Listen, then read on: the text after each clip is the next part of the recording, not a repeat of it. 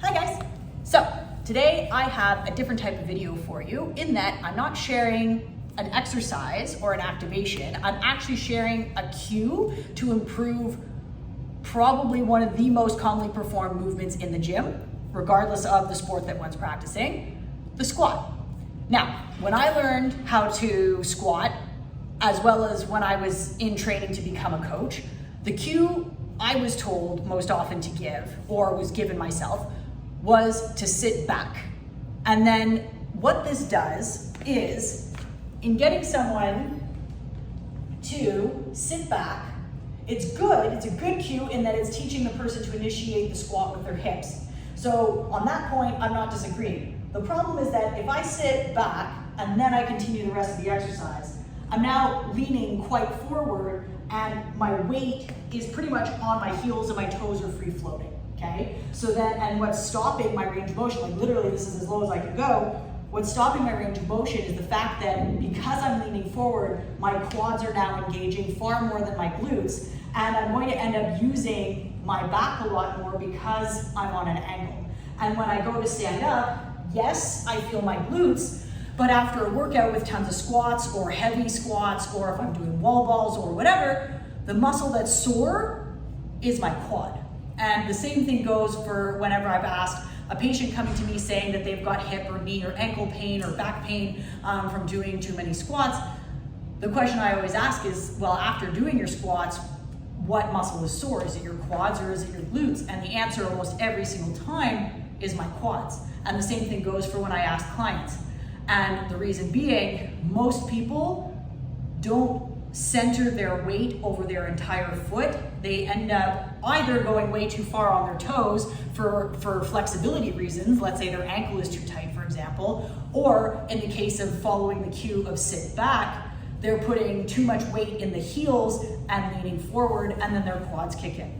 So instead, after developing a knee injury myself that took well over a year to fix, in the process of fixing it, I realized that what I needed to do was sit down.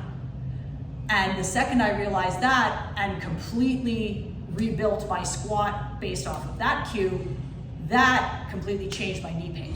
So the difference, as we were seeing before, if I sit back, I stop here, okay? If I keep everything else the same in terms of I tend to keep my feet just outside my hips because that's what's comfortable or what gives my hips enough space to sit into the bottom of the squat. So if I keep my setup exactly the same, but I think about sitting down, now I'm down and my chest is up, my weight is equal over my entire foot. I can actually activate my toes in the sense that I can grip my toes into the floor to keep my arch nice and active, and then I can feel the weight in my hips and in my glutes, and when I go to stand up, I can use my glutes, and after doing a workout focusing on sitting down, now it's my glutes that are sore the next day and not my quads. Now, to be able to achieve that from my bent over stance took a decent amount of practice. So it's not just a question of one day walking into the gym and all of a sudden telling yourself, okay, let's sit down. If we've been squatting following the sit back cue for years and years and years, that's going to be our motor pattern. It's going to take a bit of time to relearn how to squat, but I promise it's 100% worth it. And when I was changing my squat, I literally went back to body weight and would stand in front of a rig so that I would have a pole in front of my face, and I would only squat as low as I could without pitching forward into the pole, or I would take a video to make sure that I wasn't pitching forward, and even if that meant that for that day I only managed to squat this low before I started to pitch forward, that's completely fine.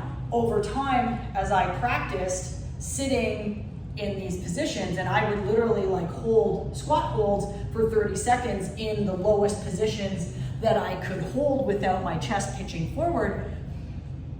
As I worked on that and as I practiced that and got my body used to that positioning, then it became a lot easier. And obviously once I was able to do a bodyweight squat sitting in my heels or sitting down, then I could start loading it up with a barbell. So in the end, number one squat cue that I give people all the time, every day, is sit down. And if that means taking some time to deload and relearn the movement with your own body weight to then reload, I promise PRs will be in store for you with far fewer potential issues with your back, your hips, your knees. If you have any questions, feel free to comment below or send me a DM. Thanks.